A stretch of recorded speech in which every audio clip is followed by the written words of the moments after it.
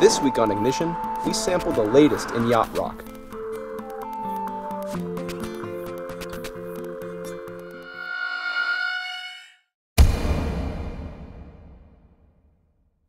When you think of big, luxury cruise ship coupes, it's hard to avoid the Mercedes-Benz SL, partly because of how long it's been in production and how well it serves its class, but also because, well, it's big and luxurious.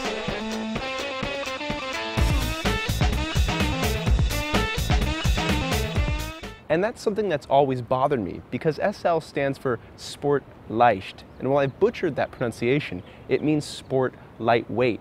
That's kind of an ironic title when you consider that the last SL we tested weighed nearly 4,200 pounds. This new one's different though. It's made almost entirely of aluminum, and as a result, it's lighter, despite being longer and wider. It also plays host to any number of engineering feats, whether it's active suspension or a glass roof that polarizes the sun. And on top of being lighter, it's faster. This car here, the SL550, is the base car, and it uses a twin-turbo, direct-injected 4.7-liter V8 that develops 429 horsepower and 516 pound-feet of torque. 516, that's more than the M5, and that's more than most Corvettes make. Traction, then, might be an issue. But it's not. Launching the SL is about as easy as it gets. You select sport mode on the suspension, sport mode on the transmission, and then you just roll on the throttle aggressively. You don't mat it, you just roll on smoothly. Traction control takes care of the rest. And it's really hard to convey just how fast this thing is, but it is very fast indeed. 0 to 60, 4 seconds, and we'll hit the quarter mile in 12.5 seconds at 114 miles an hour. The top end pull is insane. It blows me away. And now we begin our 60 to 0 braking test. It does get to a stop in a hurry. Our best stop from 60 took 105 feet.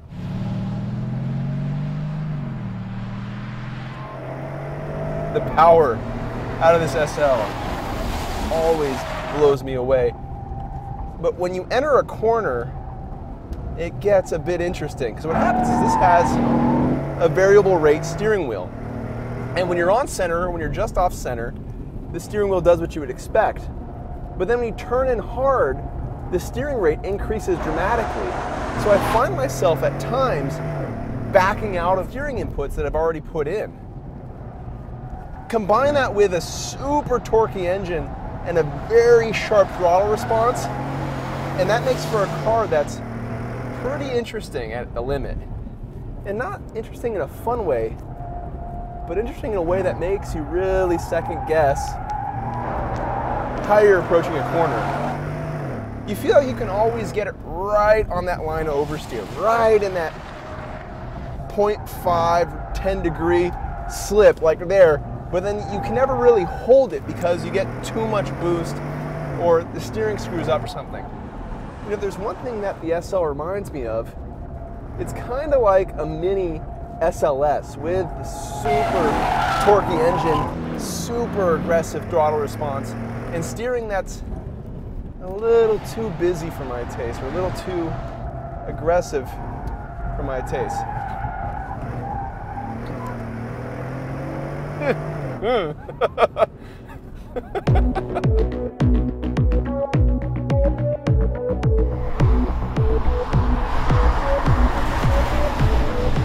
So now you're probably wondering, why are we reviewing this? Why not a GTR? Why not a ZR1? Why not 4 Subaru BRZs?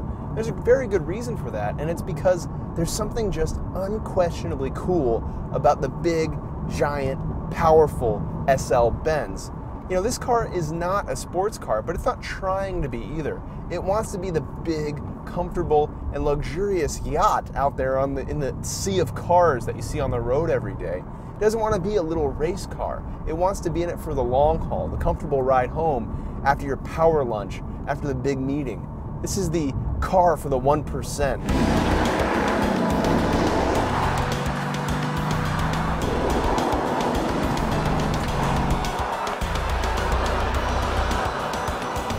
There's a lot to like about the SL, but I still can't get over the styling. I mean, the car looks like it was developed by 3 different people who never communicated until the very end when they put it all together. The front doesn't match the middle, doesn't match the rear, and it just has these odd proportions that sit oddly. The only time it looks good is when you're about 3 inches away from the nose looking straight down. The rest of the time, it's just kind of questionable.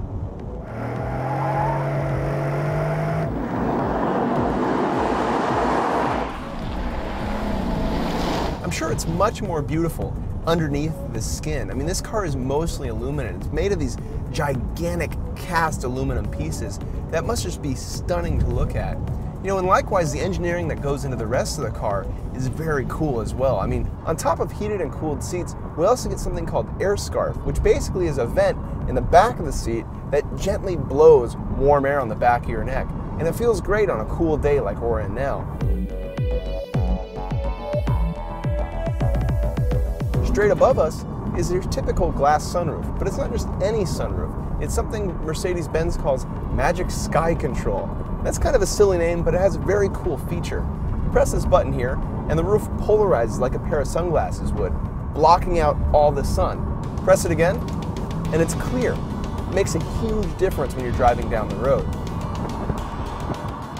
Another thing that makes the chassis cool is not just the fact that it's made mostly of aluminum, but the fact that when they were building it, they realized there's all these empty holes in it that could serve a purpose. So what do? Well, those tubes and holes in the chassis actually act as resonators for the sound system. So you don't have these big bulky subwoofers in the back of the car. You have the sound being resonated in the chassis itself. It's one of the first cars to do that. You know, this is a convertible, so there is something we really have to do. And that's drop the top.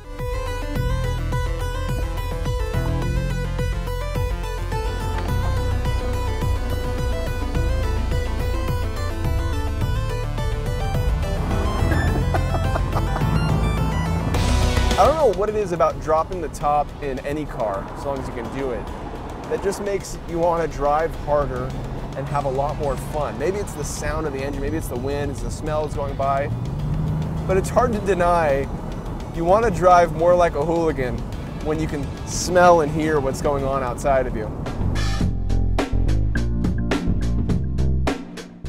You know, if they were going to do a remake of Glengarry Glen Ross, this is the car that Alec Baldwin would have drove to show how good he was as a salesperson.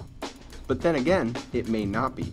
You see, someone at Mercedes thinks 516 pound-feet of torque isn't enough, so there are 2 more powerful versions coming. The first is the SL63 with a 5.5-liter turbo V8 making 590 pound-feet of torque, and then there's the SL65 with a twin-turbo V12 that makes 738 pound-feet of torque. It's almost as if they're making up numbers at that point. While the SL550 may be the first step down the rabbit hole when it comes to power output, I'd argue it's a very good first step. You put the confused styling aside and you find that what's under the sheet metal is the stuff that does the SL name justice. And I'd argue that there's no better sport yacht on the road today.